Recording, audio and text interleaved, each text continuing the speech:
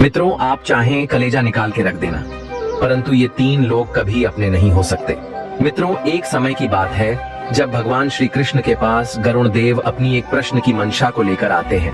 जब गरुण देव भगवान श्री कृष्ण की नगरी द्वारिका में पधारते हैं, तब गरुण देव देखते हैं कि चारों तरफ शांति का माहौल है और एक दिव्य आभा चारों ओर फैली हुई है। एक भगवान श्री कृष्ण के सिर के पीछे एक दिव्य चक्र परिक्रमा कर रहा है। जब भगवान श्री कृष्ण ने अपने पास गरुण देव को आया हुआ देखा, तब वह गरुण देव से बोले, हे पक्षीराज गरुण, आप आज द्वारिका नगरी में किस प्रयोजन से पधारे हैं? क्या कुछ अनर्थ हुआ है या आप किसी भी प्रकार की चिंता में हैं? क्योंकि आपके मुखमंडल पर खिन्नता के भाव स्पष्ट रूप से दिखाई दे रहे हैं। तब गरुण देव कहते हैं, हे प्रभु, आप सत्य ही कह रहे हैं। भला त्रिलोक के स्वामी से आज तक क्या छुपा है? आप तो सर्वज्ञ हैं। मैं आपके पास अपने प्रश्न की मंशा को लेकर आया हूँ कि वह कौन से मनुष्य होते हैं जिनके लिए चाहे जान निकल कर रख दो, परंतु वह कभी भी तुम्हारे नहीं हो सकते। मैं इस प्रश्न को लेकर ही बहुत परेशान हूँ। कृपया मुझे इस प्रश्न का उत्तर देकर मेरे मन की इस मंशा को शांत करिए। तब भगवान श्री कृष्ण कहते हैं, हे गरुण देव, आप सत्य ही कह रहे हैं। मुझे पता है कि आपके लिए यह प्रश्न अत्यंत ही आवश्यक है। संसार में कुछ ऐसे मनुष्य भी होते हैं जिनसे कभी भी मित्रता नहीं रखनी चाहिए और ना ही उससे कोई आशा रखनी चाहिए, क्योंकि यदि आप उनके लिए कलेजा निकाल के भी रख देंगे तो भी उनको वह किंचित मात्र कुछ नहीं लगेगा। हे गरुण देव, चलो इस बात का बखान मैं आपको एक कहानी के माध्यम से देता हूँ, इसलिए इस कहानी को पूरा सुनना। इस कहानी को पूरा सुनने वाला मनुष्य अपने सभी मनोरथ को सिद्ध करता है, उसे वैकुंठ धाम की प्राप्ति होती है। अब भगवान श्री कृष्ण कहानी को सुनाना आरंभ करते हैं और कहते हैं, हे गरुण जी, प्राचीन समय की बात है। किसी नगरी में कीर्तिभान नाम का एक राजा राज करता था। उस राजा के महल के पास एक सुंदर सा देवराज इंद्र के नंदन वन की तरह का बगीचा था। उस बगीचे में अनेकों तरह के फल फूल वाले पेड़ लगे थे, जिन पर भिन्न भिन्न प्रकार के फल लगते थे। उस राजा के बगीचे में एक विचित्र पेड़ भी था, जिस पर सोने के फल लगते थे। राजा ने उस पेड़ की सुरक्षा के लिए कई सिपाही लगा रखे थे, ताकि कोई भी उस पेड़ से फल तोड़कर चुरा कर ना ले जा सके। वहां का माली भी उसकी हर समय देखभाल करता रहता था। माली रोजाना शाम को उस पेड़ के फल गिनकर ही सोता था और सुबह होने पर फिर उन्हें पुनः गिनता था। एक दिन की बात है, जब सुबह सुबह माली ने उस पेड़ के फल गिने तो उनमें से एक फल कम निकला। तब उस माली ने तुरंत ही राजा के दरबार में जाकर राजा को इस बात की खबर दी। राजा साहब माली की बात सुनकर फौरन ही बाग में पहुंच गए। राजा को यह दृश्य देख करके बड़ा ही आश्चर्य हुआ कि हमारे बगीचे में चारों तरफ सैनिकों का पहरा होते हुए भी आखिर एक सोने का फल किसने चुरा लिया है। अब राजा अपने राजमहल गया और उस राजा ने अपने दरबार में यह घोषणा करते हुए कहा कि हमारे बगीचे से सोने का एक फल गायब है। जो कोई भी व्यक्ति हमारे सोने का फल चुराने वाले चोर को पकड़ कर लाएगा, उसे हम अपने दरबार में सबके सामने सम्मानित करेंगे। राजा की यह बात सुनकर सबसे बड़े राजकुमार ने राजा से कहा कि पिताजी, यदि ऐसी बात है तो आप चिंता मत करिए। आज रात्रि में मैं पहरा लगाऊंगा और मैं तुम्हें उस चोर को पकड़ कर दिखाऊंगा जो हमारे बगीचे से फल चुरा कर ले गया है। मैं उसे पकड़ धाके आपके कदमों में डाल दूंगा। तब राजा कीर्तभान ने अपने बड़े बेटे को रात में पहरा देने की इजाजत दे दी। उसके बाद में बड़ा राजकुमार उसी बगीचे के चारों तरफ पहरा देने लगा। लेकिन पहरा देते देते 2-3 घंटों के बाद में उस राजकुमार को नींद आ गई और नींद की वजह से राजकुमार सो गया। सुबह उठकर उस राजकुमार ने जब उस पेड़ के फल गिने तो उसमें से एक फल कम था। राजकुमार को बड़ा अचंभा हुआ। वह सोचने लगा कि मैं रात भर पहरा लगाता रहा, फिर भी कोई फल को चुरा ले गया है। उसने सुबह यह बात राजा साहब को बताई। राजा ने देखा कि हमारा बड़ा बेटा सोने के वृक्ष की रखवाली करने में नाकाम रहा। उसके रात में पहरा देने के बाद भी चोर फल चुरा कर ले गए हैं। तो अगले दिन राजा से उसके दूसरे बेटा ने इजाजत मांगी और अपने पिताजी से कहा कि हे पिताजी, भैया को अवश्य ही नींद आ गई होगी और वह सो गए होंगे, तभी यहाँ पर चोरी हुई है। आप कृपया मुझे उस वृक्ष की रखवाली करने का मौका दें। मैं भी देखता हूँ कि मेरे होते हुए भी फल को कौन चुरा कर ले जाता है। जब राजा ने अपने दूसरे पुत्र की बात सुनी, तब उसने अपने पुत्र को उस पेड़ की रखवाली करने की अनुमति दे दी। मित्रों, राजा का दूसरा बेटा भी उस सोने के फल वाले वृक्ष की रखवाली करने के लिए चला गया। आधी रात तक वह पहरा देता रहा।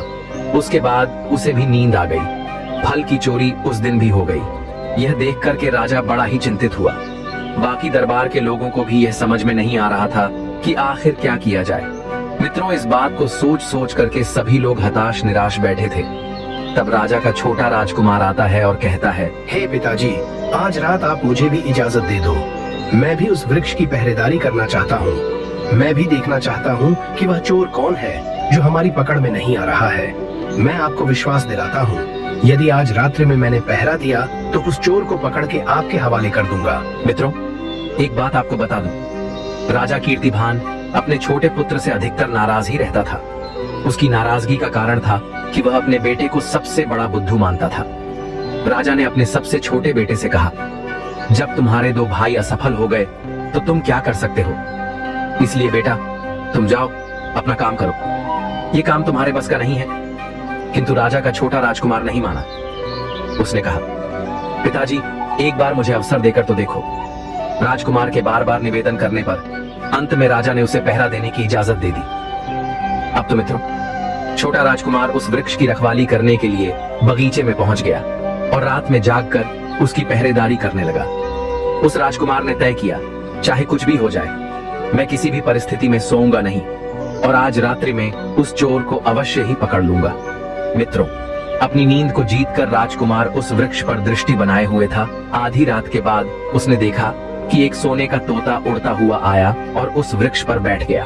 उसके देखते ही देखते सोने का वह तोता एक फल अपनी चोंच में कसकर पकड़कर वहां से जाने लगा। राजकुमार तो पहले से ही सावधान था।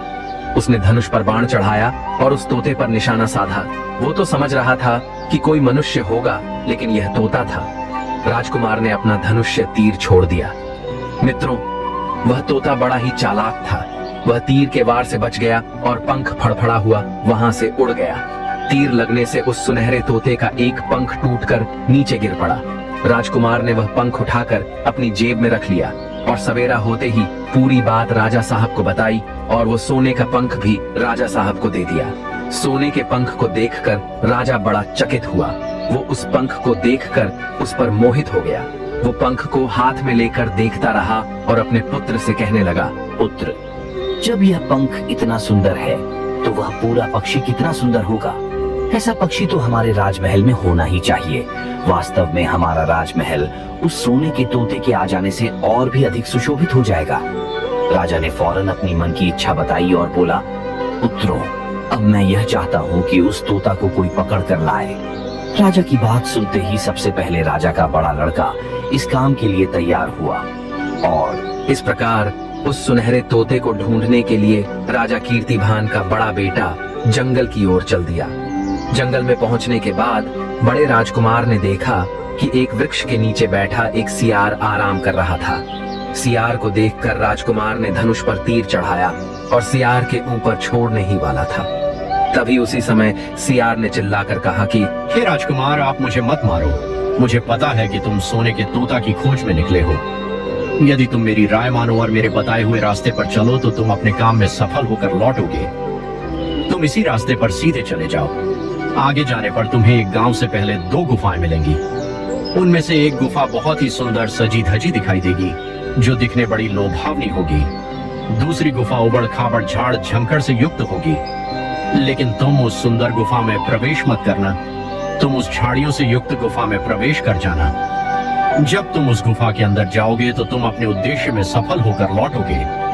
सियार की बात सुनकर राजकुमार ने सोचा, जरूर यह सियार मुझे मूर्ख बनाकर किसी गलत स्थान पर पहुंचाना चाहता है। मुझे इस धूर्त सियार की बातों में नहीं आना चाहिए। अब तो राजकुमार ने उस सियार को डांटते हुए कहा, अरे धूर्त सियार, तू मुझे बेवकूफ बना रहा है। मैं तेरी बातों में नहीं आऊंगा। मुझे तेरी मदद और सलाह की कोई जरूरत नहीं, भाग जा यहाँ से।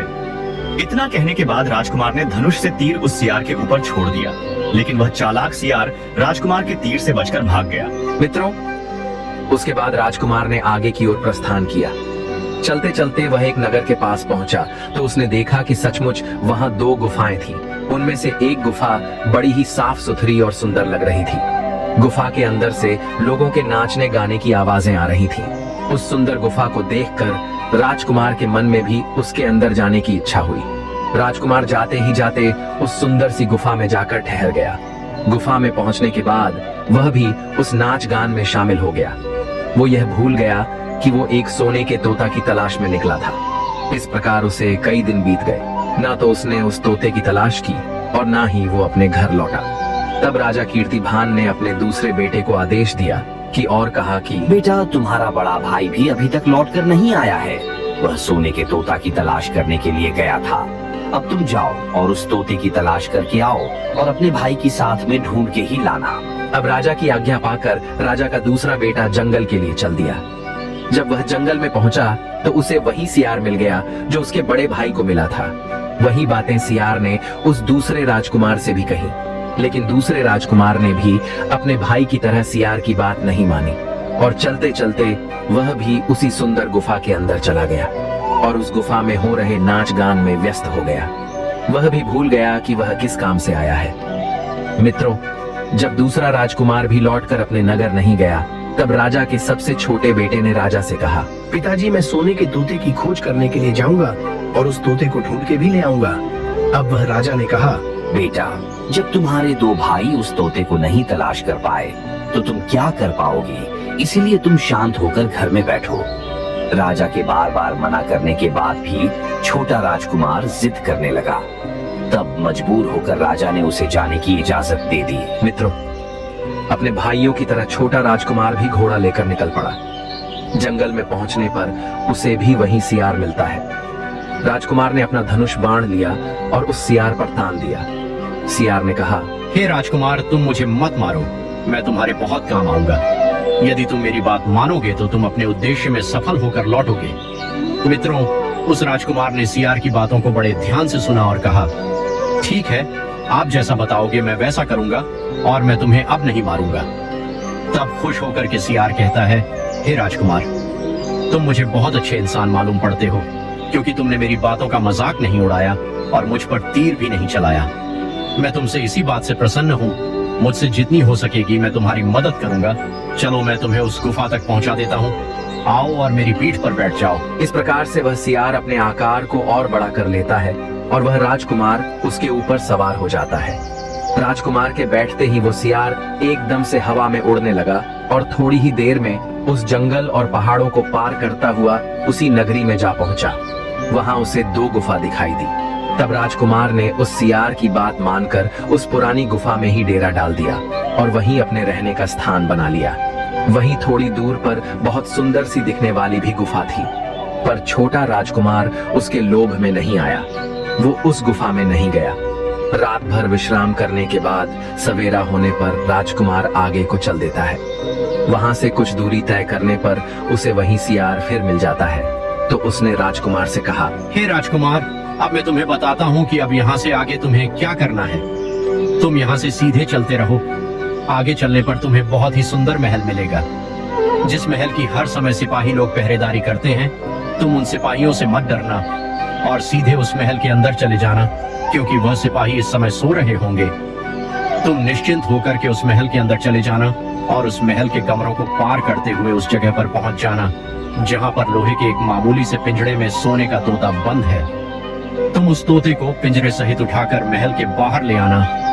लेकिन तुम एक बात ध्यान रखना, उस सोने के तोते के पास में एक बहुत सुंदर सा हीरे जवाहरा से जड़ा हुआ पिंजड़ा भी रखा होगा। तुम भूल कर भी उस तोते को उस पिंजड़े में मत रखना।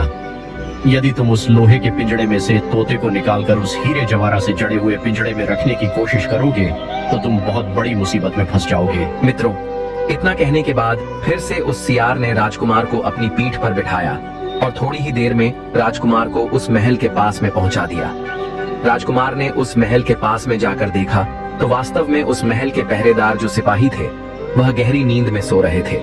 वह बिना डरे ही सीधे महल में घुस गया और थोड़ी देर बाद उसी जगह पर जा पहुंचा जहां पर सोने का तोता पिंजड़े में बंद था और उस तोते के पिंजड़े के पास में 3 सोने के फल भी पड़े थे। राजकुमार उन्हें देखते ही पहचान गया कि यह फल मेरे ही बगीचे से चुराए हुए हैं। राजकुमार को सोने का तोता बहुत ही सुंदर लगा। वह बड़े गौर से उसे देख रहा था। सोने का तोता लेकर राजकुमार वहां से जाने ही वाला था, तभी उसकी नजर पास में रखे हुए सुंदर से पिंजड़े पर पड़ जाती है। वह पिंजड़ा हीरे जवाहरातों से जड़ा हुआ था। वह पिंजड़ा देखने में बहुत सुंदर था। उसमें एक से एक कीमती हीरे जड़े हुए थे। राजकुमार को तोता रखने के लिए वही पिंजरा अच्छा लगा। वो पिंजरे की चमक धमक में उस वह राजकुमार सियार की बात भूल गया। उसने तुरंत लोहे के पिंजरे से तोते को निकालकर उस हीरे जवाहरात से जड़े हुए पिंजरे में बंद कर दिया। मित्रों, उसने नए पिंजरे में आने के बाद में जोर जोर से शोर मचाना शुरू कर दिया। वो राजकुमार उस पिंजरे को उठाकर उस जगह से थोड़ी दूर भी नहीं चल पाया था। तभी उसी समय पर बहुत सारे सिपाही उस राजकुमार के पास आ पहुंचे और सिपाहियों ने उस राजकुमार को बंदी बना लिया। अब राजकुमार को अपनी भूल पर पश्चाताप होने लगा। उसे याद आने लगा कि सियार ने मुझसे क्या कहा था और मैंने क्या कर दिया। अब क्या हो सकता है? अब तो मैं सिपाहियों के द्वारा बंदी हूँ। तब सिपाही उस राजकुमार को खींचते हुए राजा के दरबार में लेकर गए। राजा के पूछने पर राजकुमार ने पूरी बात बता दी। राजा कहने लगा, हे राजकुमार, तुम आज मेरे महल में चोरी करने के लिए आए थे। इस अपराध से मैं तुम्हें क्षमा नहीं कर सकता। तुमने अपराध किया है, इस अपराध की वजह से मैं तुम्हें फांसी की सजा देता हूँ। लेकिन मैं तुम्हें एक अवसर देता हूँ। हे राजकुमार, यदि तुमने मेरा एक काम कर दिया तो मैं तुम्हें छोड़ दूंगा। यदि तुम मेरे लिए सोने का एक मृग लाकर दे दोगे तो मैं तुम्हें बाइज्जत भरी कर दूंगा और इसके बदले में मैं तुम्हें ये सोने का तोता भी दे दूंगा। अब राजकुमार को अपनी जान बचाने के लिए राजा की वह शर्त माननी पड़ी। अब वो राजकुमार सोने के मृग की तलाश में निकल गया। उस महल से बाहर जाने के बाद में राजकुमार ने देखा कि वह सियार उसका इंतजार कर रहा है। अब उस राजकुमार ने जाकर उस सियार को सभी बातें समझाई।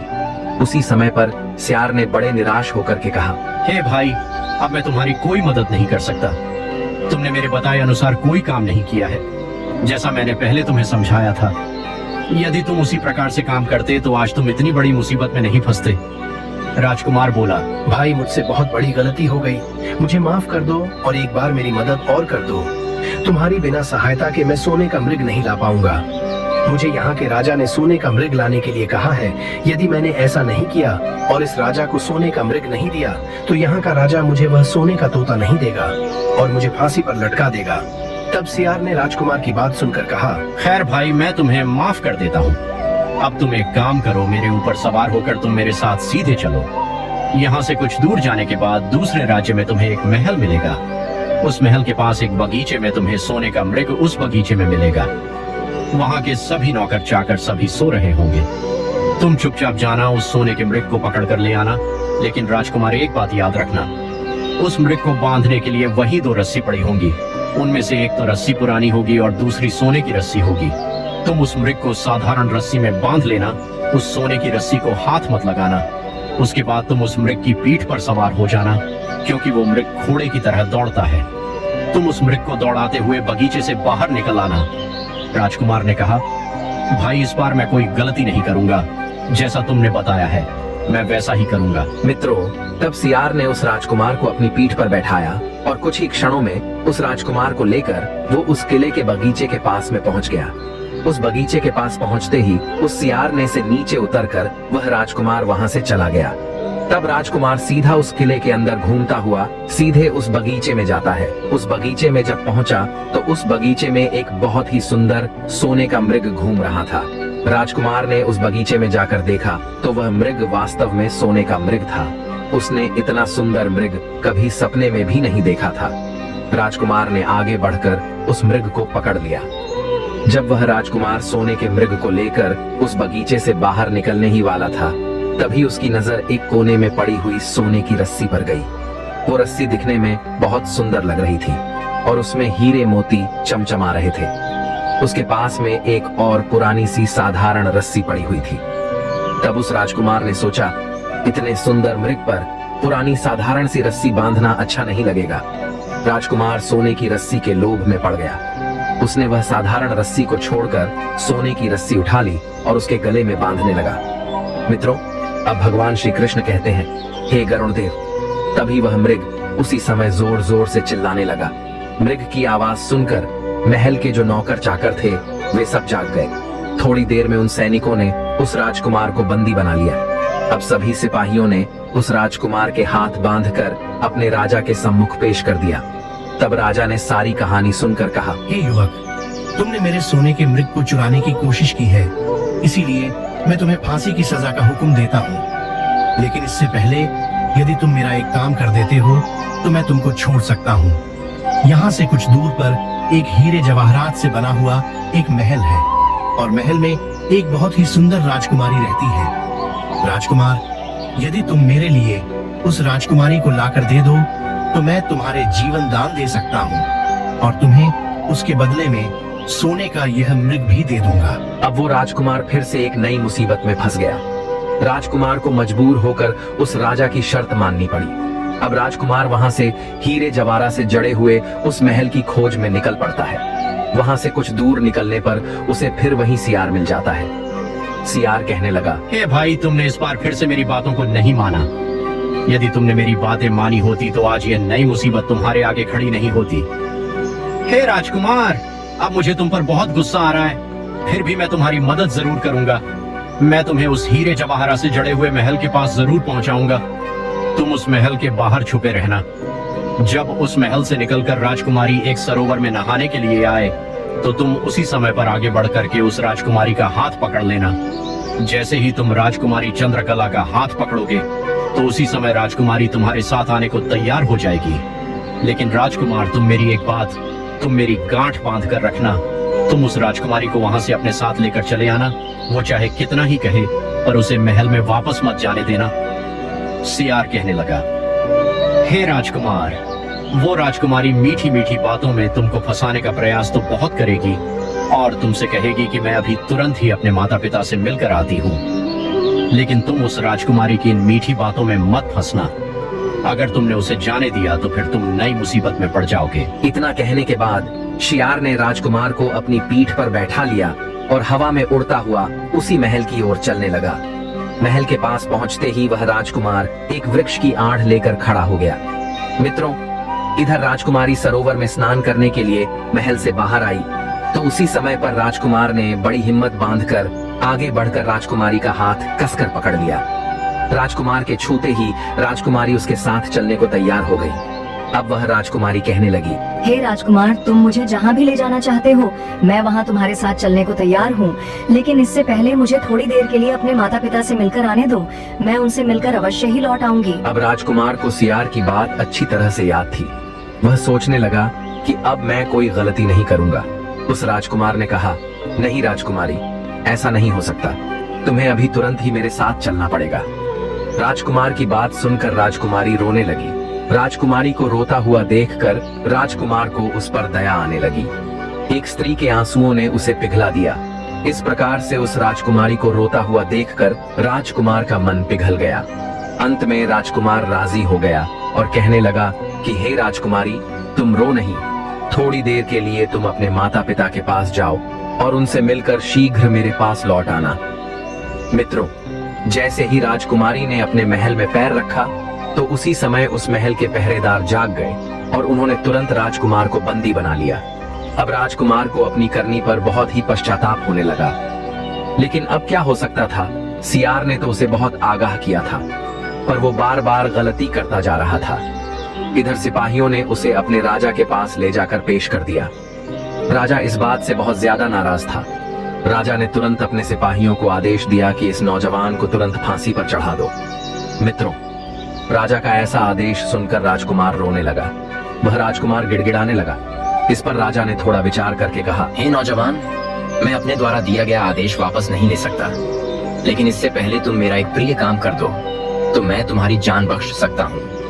हमारे महल के ठीक सामने एक बड़ा सा पहाड़ दिख रहा है। इस पहाड़ के कारण हमारे किले की सुंदरता फीकी पड़ गई है। यदि तुम 8 दिन के भीतर इस पहाड़ को तोड़कर समतल कर दो तो हम तुम्हें क्षमा कर देंगे और अपनी राजकुमारी चंद्रकला का विवाह भी तुम्हारे साथ कर देंगे। मित्रों, तब राजा की बात सुनते ही वो राजा का बेटा उस महल से बाहर निकलने के बाद उस पहाड़ को देखने लगा। राजकुमार के हाथ में तलवार थी, लेकिन उसकी समझ में कुछ नहीं आ रहा था कि इतना विशाल पहाड़ है, वह 8 दिन में इस पहाड़ अकेले कैसे तोड़ेगा। तब राजा का बेटा सोच सोच कर बड़ा परेशान था, परंतु उधर उसके प्राण भी संकट में थे, इसलिए वह अपनी तलवार से ही धीरे धीरे करके उस पहाड़ को तोड़ने लगा। पहाड़ तोड़ते तोड़ते 7 दिन पूरे हो गए, परंतु वह पहाड़ का एक हिस्सा भी नहीं तोड़ पाया। राजकुमार थका हारा दुखी होकर बैठ गया और उसे अपनी करनी पर बहुत ज्यादा अफसोस होने लगा। राजकुमार मन ही मन कहने लगा, यदि मैंने उस सियार की बातों को मान लिया होता तो आज मेरे लिए कितना अच्छा होता। उस सियार ने मुझे हर बार अच्छी से अच्छी सलाह दी और मैं हर बार उसके विपरीत चलता रहा। वो बैठा बैठा यही सोच रहा था। फिर अचानक से उसे अपने पैरों के पास में सियार की पूंछ हिलती हुई दिखाई दी। राजकुमार ने जब नजर उठाकर देखा, सचमुच वही सियार उसके सामने खड़ा था। सियार ने मुस्कुराते हुए बोला, कहिए राजकुमार, क्या हाल है? इस बार तुम्हारी मदद करने के लिए मेरी जरा भी इच्छा नहीं हो रही, लेकिन मैं तुमको 7 दिनों से इस पहाड़ को तोड़ते हुए देख रहा हूँ, इसलिए मुझे तुम पर तरस आ रहा है। मैं तुम्हारी मदद करने के लिए चला आया। जाओ, तुम जाकर के आराम करो, क्योंकि तुम पहाड़ तोड़ते तोड़ते थक चुके हो। तुम सो जाओ, तुम्हारा यह काम मैं कुछ ही घंटों में निपटा दूंगा। राजकुमार सियार की बात मानकर चुपचाप वहां से उठकर विश्राम करने के लिए चला गया। थोड़ी ही देर में राजकुमार को नींद आ गई। सुबह होते ही जब राजकुमार सोकर उठा तो उसे अपनी आंखों पर भरोसा नहीं हुआ। उसने देखा कि वहां कहीं उस पहाड़ का तो नामो निशान ही नहीं था। वहां महल का सुंदर दृश्य दिखाई दे रहा था। मित्रों, यह देखकर राजकुमार बड़ा प्रसन्न हुआ। वह सीधा वहां से राजा के दरबार में पहुंचा। तब राजा उसके काम से बहुत प्रसन्न हुआ। राजा ने तुरंत ही अपने वादे के अनुसार अपनी बेटी का विवाह उस राजकुमार के साथ कर दिया। जब राजकुमार उस सुंदर राजकुमारी चंद्रकला के साथ में कुछ दूर तक चला तो उसे रास्ते में फिर से वही सियार मिल गया। वह कहने लगा, बधाई राजकुमार। राजकुमारी चंद्रकला के साथ तुम्हें देखकर मुझे बहुत प्रसन्नता हो रही है, लेकिन अब तुम्हें सोने का मृग और सोने का तोता भी प्राप्त करना होगा, क्योंकि वह दोनों चीजें तुम्हारे ही मतलब की हैं। उन्हें प्राप्त करना अब तुम्हारे लिए कोई कठिन काम भी नहीं रहा है। तब राजकुमार सियार से कहने लगा, भाई, अब मुझे सोने का मृग और सोने का तोता कैसे मिल सकता है? क्योंकि अगर मैं सोने का मृग लूंगा तो बदले में राजकुमारी देनी पड़ेगी। सोने का तोता लूंगा तो सोने का मृग देना पड़ेगा। मैं तो राजकुमारी चंद्रकला को उस राजा के लिए ले जा रहा हूँ। तब सियार ने कहा, नहीं, तुम ऐसा काम भूलकर मत करना। राजकुमारी का तुम्हारे साथ विवाह हुआ है और अब ये तुम्हारी धर्म पत्नी है। तुम इसे राजा को देना मत। तुम एक काम करो, तुम पहले राजकुमारी चंद्रकला को लेकर सोने के मृग वाले राजा के पास जाओ। राजकुमारी को देखते ही राजा प्रसन्न होकर तुम्हें सोने का मृग दे देगा। तुम उसी समय पर उस पर सवार हो जाना और सवार होने के बाद उन सभी लोगों से विदा मांगना और राजकुमारी से सबसे बाद में विदा लेना। जैसे ही तुम राजकुमारी चंद्रकला के पास विदा मांगने के लिए जाओ तो उसी समय राजकुमारी चंद्रकला का हाथ पकड़कर इस मृग पर बैठा लेना और फिर मृग को वहां हाँक देना। फिर राजकुमार, वो मृग इतनी तेज गति से दौड़ता है कि उसे कोई घुड़सवार नहीं पकड़ सकता। जाओ, पहले तुम यह काम पूरा करो, उसके बाद मैं तुम्हें आगे का रास्ता बताऊंगा कि फिर आगे क्या करना है। मित्रों, राजकुमार अब तो सियार की योजना के अनुसार काम करने लगा। जब वह राजकुमार चंद्रकला को लेकर उस राजा के पास पहुंचा तो जिस राजा का सोने का मृग था, उस राजा ने खुश होकर के उसे उस मृग को इनाम में दे दिया। तुरंत ही उस मृग का शरीर विशाल हो गया। राजकुमार उस मृग पर तुरंत ही सवार हो गया और राजा से वहां से जाने की विदा मांगने लगा। अंत में वह राजकुमार राजकुमारी को उठाकर उस मृग पर बैठा लेता है और तेज गति से दौड़ाता हुआ उस महल से बहुत दूर निकल गया। वो राजा अपना सा मुंह ताकता रह गया। इधर रास्ते में एक वृक्ष के नीचे वही सियार उसका इंतजार कर रहा था। राजकुमार को देखकर वह सियार कहने लगा, बहुत अच्छा राजकुमार, अब तुम यहाँ से जाने के बाद उस सोने के तोता को भी प्राप्त करो। तुम यह मृग लेकर सोने के तोता वाले राजा के पास जाओ। वो राजा इस मृग को देखकर बहुत प्रसन्न हो जाएगा। और लोग प्रसन्नता में अक्सर गलतियां करते हैं। कहते हैं भय और खुशी के मौके पर लोग अच्छे बुरे का विचार त्याग देते हैं, उस समय सोच समझकर काम नहीं करते।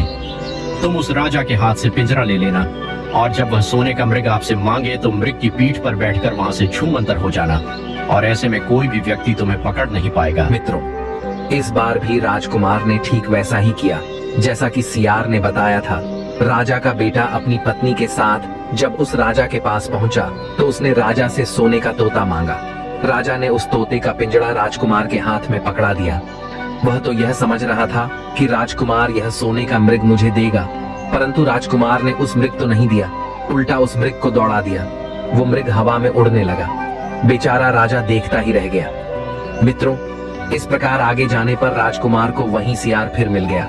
तब राजकुमार ने उस सियार से कहा, हे भाई, तुमने मेरी इतने लंबे सफर में बहुत मदद की है। तुम्हारी वजह से मुझे यह राजकुमारी सोने का मृग और सोने का तोता मिल पाया है। तुम्हारे मुझ पर बहुत एहसान है। मैं अपने एहसानों को उतारना चाहता हूँ। बताओ इसके बदले में मैं तुम्हें क्या दूं? तब सियार बोला, राजकुमार, अगर तुम मुझे कुछ देना ही चाहते हो तो एक तीर चलाकर तुम मेरे प्राण ले लो, मुझे मार डालो। यदि तुम मुझे मार दोगे तो मुझ पर बहुत बड़ी कृपा करोगे, तुम मेरे एहसानों से मुक्त हो जाओगे। मित्रों, उस सियार के मुख से ऐसी बात सुनकर राजकुमार को बड़ा आश्चर्य हुआ। वह कहने लगा, भाई आखिर तुम यह क्या कह रहे हो? मैं तुम्हें कैसे मार सकता हूँ? तुमने तो मेरी इतनी बार जान बचाई है, इतने लंबे सफर में मेरी कई बार मदद की है। इसके बदले में तुम्हारी जान ले लूं तो मुझसे ज्यादा कृतज्ञ इंसान कौन होगा? यह अपराध मैं नहीं कर सकता मित्रों। राजकुमार की इन बातों को सुनकर के सियार बड़ा आहत होता है। कहने लगा, हे भाई, यदि तुम मेरा यह छोटा सा काम नहीं कर सकते हो तो फिर ठीक है, जाओ, लेकिन याद रखना मैं तुम्हारी भलाई के लिए तुम्हें 2 बातें बताता हूँ। मेरी इन 2 बातों को हमेशा याद रखना। पहली बात, तुम यहाँ से जाने के बाद किसी कुएं की दीवार पर मत बैठना। दूसरी बात, तुम ऐसे आदमी के लिए कभी धन खर्च मत करना जिसको फांसी लगने वाली हो। सियार की बात सुनकर राजकुमार कहने लगा, मित्र कैसी बातें करते हो? मैं भला किसी कुएं की दीवार पर क्यों बैठूंगा? और मैं ऐसे आदमी के लिए धन खर्च क्यों करूंगा जिसको फांसी लगने वाली हो? मित्रों, इस प्रकार से वो सियार राजकुमार को 2 बातें बताकर वहां से चला गया और वह राजा का बेटा भी अपनी पत्नी और सोने के तोता के साथ उस मृग की पीठ पर बैठकर आगे को चल देता है। कुछ ही समय में वो उसी छोटे से नगर में पहुंचता है जहां उसने उस गुफा में प्रवेश किया था, जिसमें वो दोनों गुफा बनी हुई थी। जैसे ही वो उस नगर में पहुंचा तो उस नगर के लोग राजकुमार को देखने के लिए बाहर निकल आए। उन्होंने देखा कि एक सोने के मृग के ऊपर एक राजकुमार और एक सुंदर राजकुमारी बैठे हैं। राजकुमार के हाथों में एक सोने का सुंदर तोता है। यह देखकर वे सब लोग आश्चर्यचकित रह गए। मित्रों, तब तक राजकुमार ने देखा कि उस नगर के बगीचे में एक जगह पर बहुत से लोग इकट्ठे बैठे थे और वहां पर कुछ शोर सा हो रहा था। राजकुमार के पूछने पर वहां के लोगों ने बताया कि वहां पर 2 लोगों को फांसी देने की तैयारी हो रही है। नगर के लोगों की बात सुनकर राजकुमार उसी तरफ जाने लगा। वहां पहुंचने पर उस राजकुमार ने देखा कि जिन 2 लोग को फांसी होने वाली थी वे उसी के दोनों बड़े भाई थे। वे लोग तब से लेकर अब तक उसी सजी हुई सुंदर गुफा में रह रहे थे और वह तरह तरह के बुरे कामों में लिप्त हो चुके थे। सुंदर सुंदर युवतियों के बीच रहकर उनका चरित्र बिगड़ गया था। शराब पीने वालों के साथ रहकर वे शराबी हो गए थे। जुआरी लोगों के साथ रहकर वे जुआ खेलने लगे थे। उनके पास जितना धन था वह सारा धन जुए में हार चुके थे। उन्होंने उस गुफा में रहते हुए उस नगर के लोगों से बहुत सारा पैसा भी मांग लिया था। इन्हीं सब बातों से परेशान होकर अब नगर के लोग उन दोनों राजकुमारों के लिए फांसी लगाने के लिए जा रहे थे। आखिर वह राजकुमार भला यह सब देखकर कैसे होने देता। उसने तुरंत जाकर के नगर के लोगों से कहा, हे भाइयों, आप मुझसे यह पैसे ले लो और इन लोगों को छोड़ दो। उस छोटे राजकुमार के बार बार निवेदन करने पर नगर के लोग उन्हें छोड़ने के लिए राजी हो गए। मित्रों, अब तो छोटा राजकुमार अपने दोनों भाइयों से मिलकर बहुत प्रसन्न हुआ और वे तीनों और उस छोटे भाई की पत्नी वहां से आगे के लिए चल दिए। वहां से कुछ दूर चलने पर जंगल में उन्हें एक कुआं दिखाई दिया। कुएं को देखकर बड़े राजकुमार ने कहा, चलो भाइयों, हम लोग बहुत दूर से चलकर आए हैं। इस कुएं के पास बैठकर थोड़ी देर आराम करते हैं। यहाँ पर कुछ जलपान करने के बाद हम लोग आगे के लिए प्रस्थान करेंगे। मित्रों, बड़े भाई की बात सुनकर के छोटा राजकुमार राजी हो गया। अब तक तो वो राजकुमार यह भूल चुका था कि उसने सियार से विदा लेते समय उसने क्या कहा था। मित्रों, छोटा राजकुमार मृग से उतरकर कुएं की दीवार पर बैठ गया और वहां बैठकर आराम करने लगा। तब उसके दोनों भाइयों ने मौका देखकर उसे कुएं में धकेल दिया। उसके बाद में उन दोनों राजकुमारों ने राजकुमारी को उसी सोने के मृग पर बैठाया और वहां से सोने का पिंजड़ा लेकर उड़कर चल दी। अपने भाई को कुएं में धकेलकर वे दोनों अपने नगर लौट आए। घर लौटते समय उन्होंने राजा से आकर के कहा कि पिताजी, हम सोने के तोता को पकड़ कर ले आए हैं। इसी तोता ने हमारे बगीचे में से सोने के फल चुराए थे। इसके साथ साथ पिताजी, हम इस सोने के मृग को भी लेकर आए हैं और इस सुंदर राजकुमारी को भी। मित्रों, यह सुनकर राजा बड़ा प्रसन्न हुआ और नगर के लोगों ने भी इस बात की खुशी मनाई। लेकिन इस बात को सुनकर राजकुमारी खुश नहीं थी। वो राजकुमारी बराबर रोती रही। उसने तो धीरे धीरे करके खाना पीना भी छोड़ दिया, यहाँ तक कि उस मृग ने भी खाना पीना छोड़ दिया। वह सोने का तोता भी उदास रहने लगा। तब राजा ने बहुत कोशिश की, लेकिन राजा के बार बार कोशिश करने पर भी ना तो वह राजकुमारी खुश हुई और ना ही सोने का मृग। उसने भी कुछ नहीं खाया पिया, तोते ने भी कुछ नहीं खाया। उधर छोटा राजकुमार तो उस कुएं में पड़ा था। उसके जो 2 सगे भाई थे वे उसे कुएं में धकेल आए थे, लेकिन भगवान की कृपा से वह मरा नहीं था, क्योंकि उस कुएं में डूबने लायक पानी नहीं था। वह बेचारा कुएं में पड़ा पड़ा अपने भाग्य को कोस रहा था। तब उसे उसी सियार की बात याद आई और वह सियार की बात याद करके बहुत पछताने लगा। कहने लगा, यदि मैंने उस सियार की बात आज मानी होती तो मुझ पर इतनी बड़ी मुसीबत नहीं आती। मित्रों, उधर राजकुमार ने जैसे ही उस सियार को याद किया तो वो सियार उसी प्रकट हो गया। सियार कहने लगा, भाई, मैंने तुम्हें बार बार समझाया था, मगर तुम मेरी बातों को भूल जाते हो।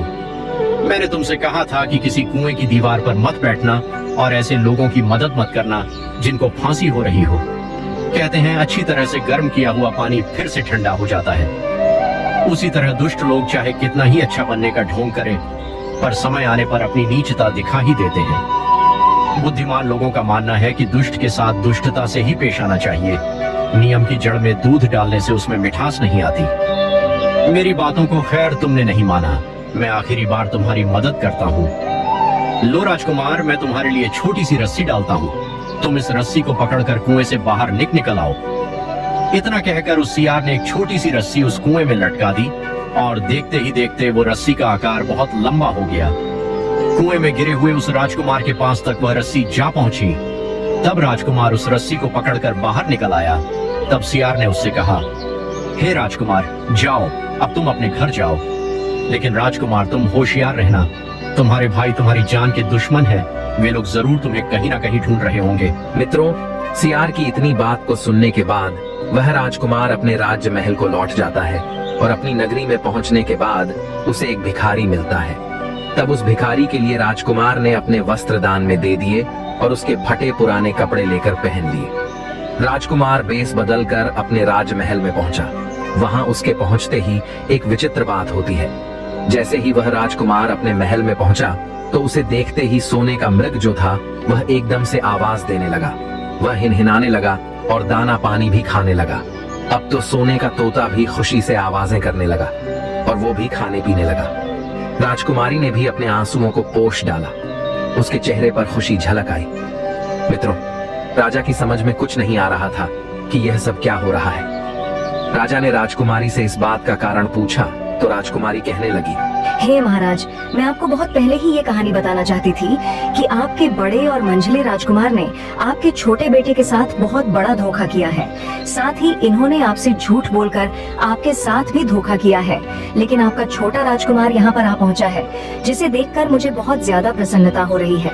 इसी राजकुमार के साथ में मेरा विवाह हुआ है और मैं अपने जीवन में इस राजकुमार के साथ ही रह सकती हूँ। राजा ने पूछा, वो कहाँ है पुत्री? तब जो व्यक्ति मैले कुचले फटे पुराने कपड़े पहने था, राजकुमारी ने उसी की तरफ इशारा कर दिया और कहा, हे महाराज, यह रहा आपका छोटा राजकुमार। मित्रों, देखते ही देखते राजा ने अपने छोटे बेटे को पहचान लिया। अब तो राजा की अपने छोटे बेटे के प्रति विचार बदल गए। पहले वो उसे बुद्धिहीन मानता था, लेकिन अब वो उसे बड़ा समझदार और बहादुर मानने लगा। अपने छोटे वाले लड़के से बहुत ज्यादा प्रेम करने लगा। उसके बाद में राजा ने उस राजकुमार के लिए अपना राज सिंहासन सौंपने का निश्चय कर लिया। बड़े और मंझले राजकुमार ने अपने छोटे भाई को धोखा दिया था, महाराज को भी धोखा दिया था। इस बात से महाराज उन दोनों से बहुत ज्यादा नाराज थे। राजा ने उन दोनों को अपने राज्य से निकाल दिया। इसके बाद में बड़ी हंसी खुशी के साथ में, धूमधाम के साथ में राजकुमारी का उस राजकुमार के साथ विवाह हुआ और दोनों आनंद पूर्वक रहने लगे। मित्रों, राजकुमार उस सियार को नहीं भूल पाया जिसने उसकी सहायता की थी। एक दिन समय निकाल करके वह जंगल में उसी सियार की तलाश में निकला। बहुत ढूंढने के बाद उसने एक पेड़ के नीचे उस सियार को बैठा पाया। उस समय सियार जो था वह बेचारा बहुत उदास था और वो सियार पहले से और भी ज्यादा दुबला पतला हो चुका था। राजकुमार को देखते ही सियार ने तुरंत उसे पहचान लिया और कहा, कहिए राजकुमार, आज आप इधर कैसे घूम पड़े? तब राजकुमार ने जवाब दिया, सियार भाई, आज मैं तुम्हें ही ढूंढने आया था। तुम मिल गए। चलो, तुम मेरे साथ चलो, मेरे साथ आराम से रहना। वहां तुम्हें किसी तरह की कोई तकलीफ नहीं होगी। यहाँ तो जंगल में तुम्हें खाने पीने की भी दिक्कत है और शिकारियों का डर भी बना रहता है। सियार ने जवाब दिया, नहीं राजकुमार, मैं यहीं पर ठीक हूँ, और भला अब तुम्हें मेरे दुख से क्या लेना देना। अब तुम्हारा काम जो था वह निकल गया, अब तुम सुखी रहो, अपने राज्य में रहो। तब राजकुमार कहने लगा, नहीं मित्र, तुमने मुझ पर बड़ा उपकार किया है, इसके बदले में मैं तुम्हारे लिए कुछ देना चाहता हूँ, तुम्हें अपने साथ में रखना चाहता हूँ। अपने पास तुम्हें देखने के बाद राजकुमारी भी बहुत ज्यादा प्रसन्न होगी, वो भी तुमसे मिलना चाहती है। तब सियार ने कहा, भाई, यदि तुम वास्तव में मुझे कुछ देना चाहते हो तो तुम मेरा एक काम कर दो। मैंने तुमसे पहले भी कहा था कि तुम तीर चलाकर मुझे मार दो, इसी से मेरा लाभ होगा। असल में एक जादूगर ने मुझ पर जादू कर दिया है, मैं सियार नहीं हूँ, मुझे जादू के प्रभाव से सियार बना दिया गया है। मैं तो उसी देश का राजकुमार हूँ जहाँ की राजकुमारी से तुम्हारा विवाह हुआ है। असल में यह राजकुमारी जो तुम्हारी पत्नी है, यह मेरी छोटी बहन है। यदि तुम तीर चलाकर मुझे मार दोगी तो आज से मैं उस जादू से हमेशा हमेशा के लिए मुझे मुक्ति मिल जाएगी, और उसके बाद में फिर से मैं अपने देश के लिए लौट जाऊंगा। मित्रों, राजकुमार को सियार की यह बात सुनने के बाद बड़ा आश्चर्य होता है। उसने तुरंत ही अपने धनुष पर तीर चढ़ाया और सियार के ऊपर छोड़ दिया। उस तीर के लगते ही वो सियार मर गया, और उसी समय एक सुंदर सा राजकुमार प्रकट हो गया। फिर वे दोनों राजकुमार आपस में गले मिले और महल के लिए वापस लौट आए। अपने भाई को देखकर वह राजकुमारी भी बहुत प्रसन्न होती है। मित्रों, कुछ दिन वहां रहकर वह राजकुमार अपने नगर को लौट जाता है। अब भगवान श्री कृष्ण कहते हैं, हे गरुण देव, इस प्रकार से एक सियार ने बताया है कि कभी किसी पर भरोसा नहीं करना चाहिए। हे गरुण देव, अब मैं तुमको बताता हूँ कि वह कौन से 3 लोग होते हैं, चाहे उनके कलेजा निकाल कर रख देना, पर यह 3 लोगों को कभी अपना नहीं समझना।